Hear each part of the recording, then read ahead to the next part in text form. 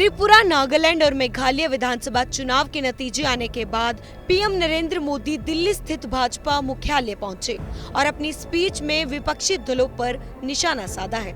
उन्होंने कहा, हमारी जीत से घबराए कुछ कट्टर विरोधी कहते हैं मर जा मोदी, लेकिन मेरे देशवासी कहते हैं मत जा मोदी।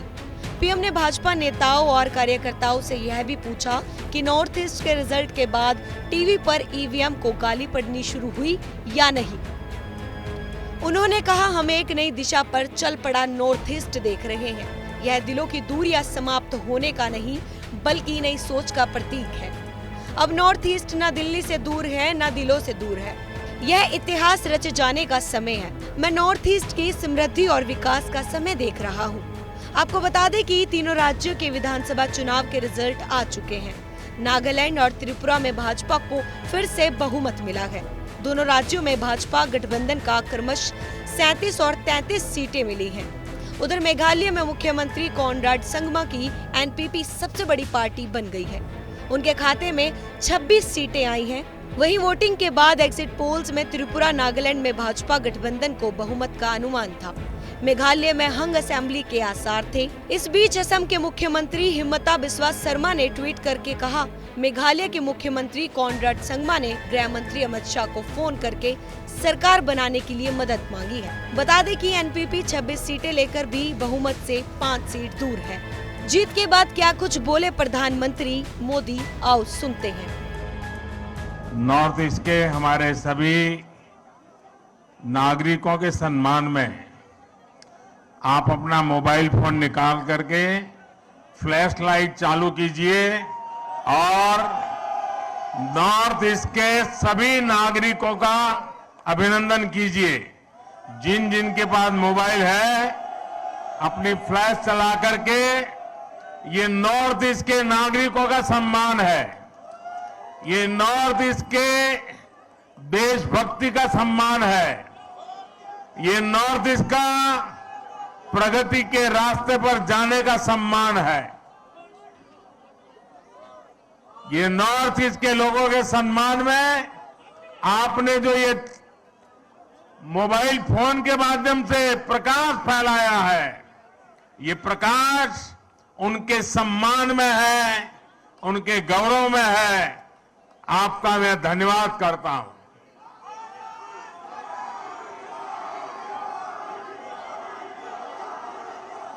साथियों, बीते वर्षों में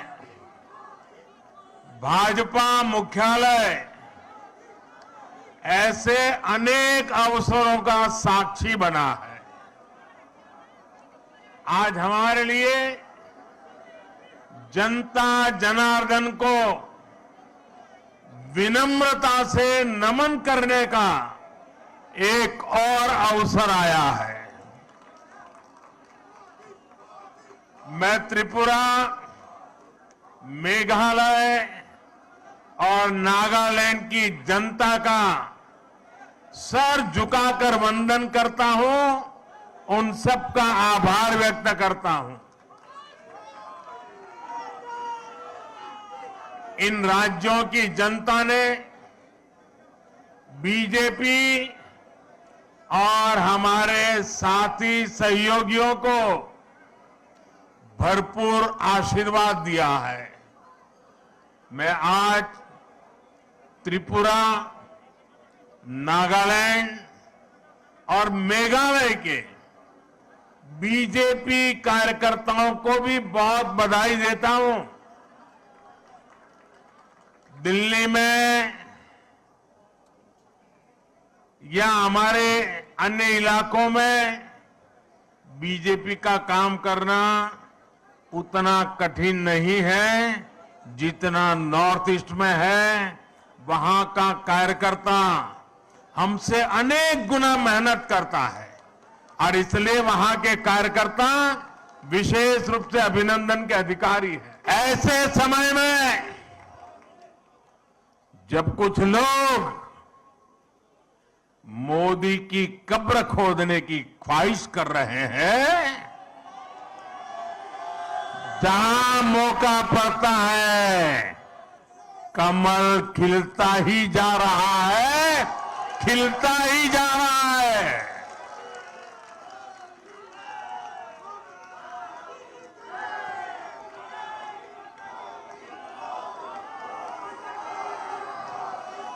कुछ लोग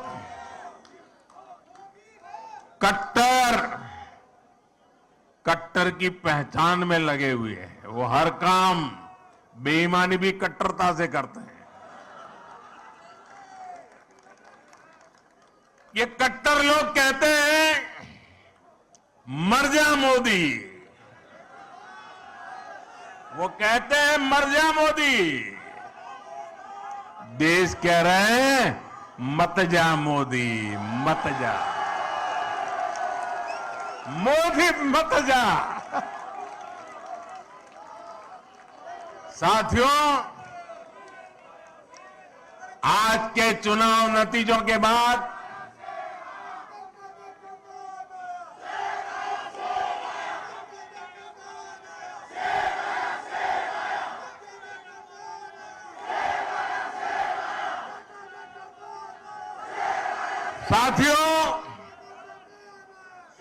आज के नतीजों के बाद कांग्रेस ने छोटों के प्रति अपनी नफरत को फिर से जग जाहिर कर दिया। कांग्रेस कह रही है और अध्यक्ष उनके कह रहे हैं कि ये तो छोटे राज्य हैं, इनके नतीजे उतना मायने नहीं रखते। जब दिल में ही भारत को जोड़ने की भावना ना हो तो ऐसे बोल निकलते ही है। ये इन राज्यों के लोगों का अपमान है, जनमत का अपमान है। छोटे राज्यों को इस तरह तिरस्कार की भावना से देखकर कांग्रेस बहुत बड़ी गलती कर रही है। इसी सोच की वजह से कांग्रेस ने हमेशा देश के गरीब को छोटा समझा, देश के दलित, पिछड़ों, आदिवासियों को छोटा समझा।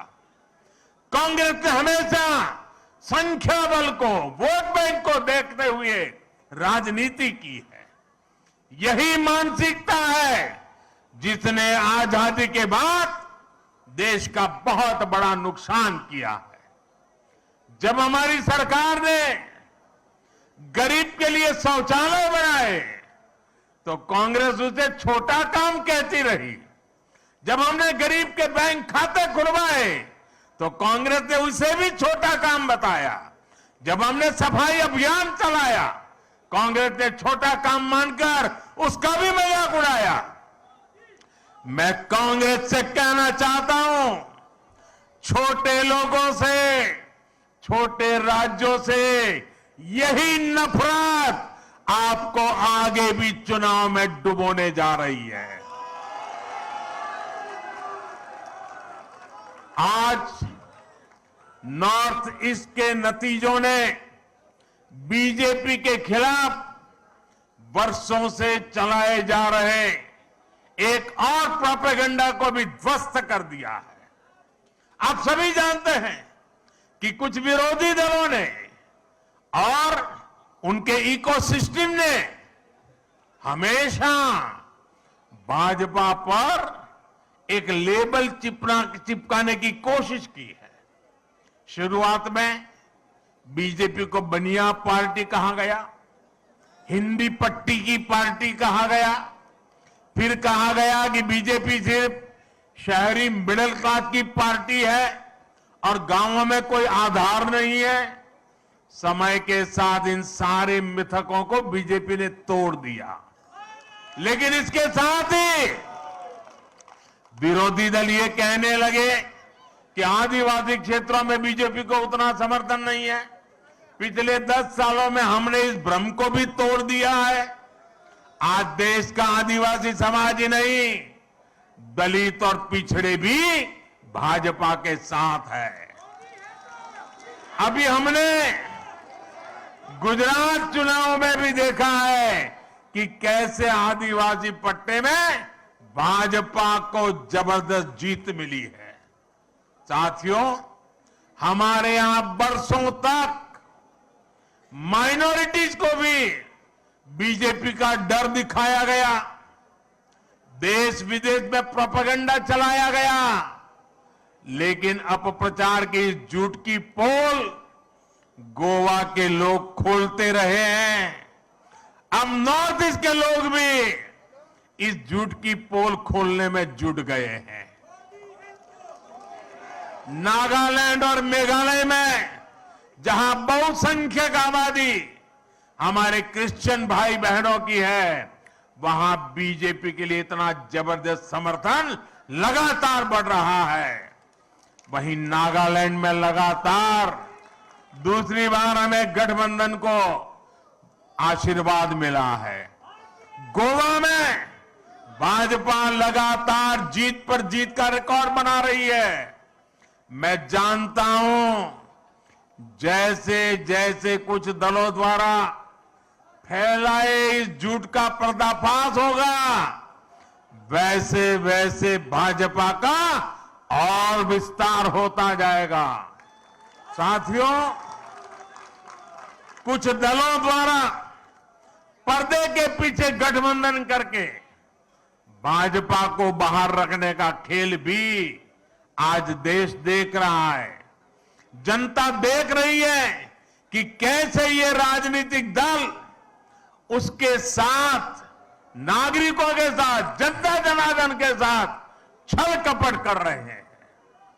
एक राज्य में दोस्ती और दूसरे राज्य में कुश्ती, ऐसा करने वाले राजनीतिक दलों का असली चेहरा जनता के सामने आ चुका है।